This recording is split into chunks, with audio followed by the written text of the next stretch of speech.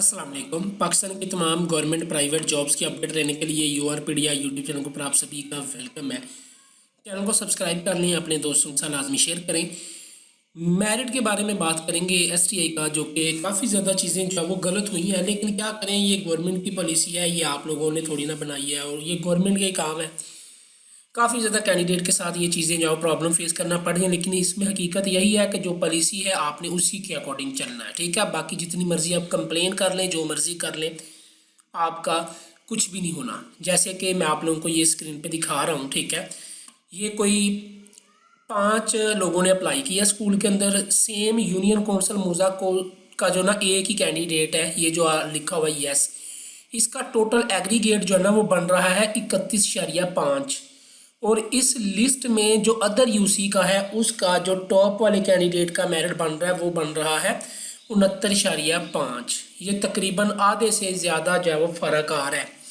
और इसमें सिलेक्शन सिर्फ इसी की होनी है, ये जिसका यस लिखा हुआ है, जिसके 31.5 है।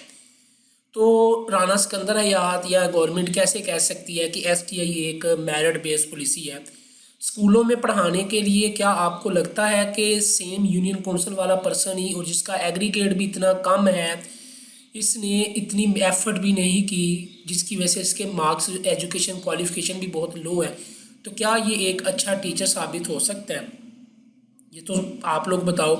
और दूसरी बात, ये राना सिकंदर याद कह रहे हैं जी कि हमें ट्रांसफ़र को डील ना करना पड़े, इसलिए हम जो है वो एसटीआई को यूनियन काउंसिल बेस्ड, मोज़ा बेस्ड, विलेज बेस्ड रखा हुआ है। जबकि आपको पता है कि दूसरी तरफ सीटीआई कॉलेजेस में होता है, वहाँ पे भी इंटर्नशिप ही है और वहाँ पे भी लोग जो है वो दूर दूर जाके पढ़ा रहे होते हैं, तो वहाँ पे भी ट्रांसफ़र का रूल नहीं होता। तो अब जिस यूनियन काउंसिल में, जिस मोज़ा में, जिस विलेज में स्कूल ही नहीं है, उनका तो हक मर गया ना। उनकी तो स्कूल में सीटें ही नहीं आई, तो वो कहाँ पे अप्लाई करें? ठीक है, तो यही कुछ चल रहा है इस जॉब के अंदर।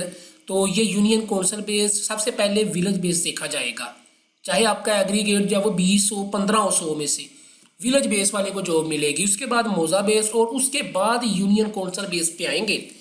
ठीक है, तो ये पॉलिसी आप लोग पहले अंडरस्टैंड करें। ठीक है, फिर जो है वो आप लोग जो है वो आराम से बैठ जाएं। कंप्लेन करने का कोई फ़ायदा नहीं है, ये गवर्नमेंट ने रूल बनाया हुआ है, आपने इसी रूल को फॉलो करना है। और यहाँ पे बीएड की बात करें तो बीएड की प्रेफरेंस नहीं है, बीएड के 10 नंबर है। 10 नंबर लगने के बावजूद आपका मेरिट दूसरे से लो है, तो आपको प्रेफरेंस नहीं मिलनी। आपको जो 10 नंबर मिलने थे ना वो मिल गए हैं।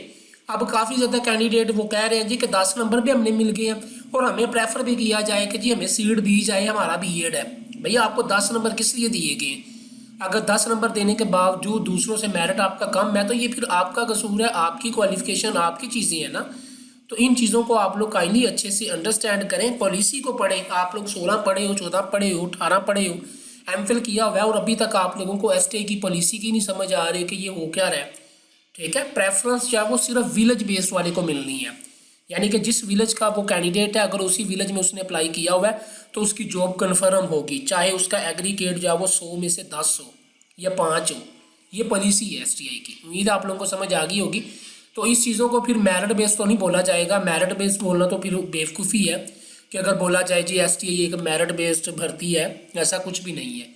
ये आप लोगों के सामने है सारी हकीकत। तो इसलिए काइंडली इन चीज़ों को एक्सेप्ट करें और हौसला करें। अगर नई जॉब हुई तो कोई बात नहीं, कहीं और पे लग जाएगी आप लोगों की जॉब। अल्लाह हाफिज़।